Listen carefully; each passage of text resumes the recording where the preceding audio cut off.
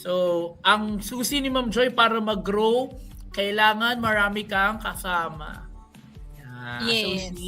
Association. So, doon ka Siyempre nga nag-grow. marami silang advice. Ganyan po.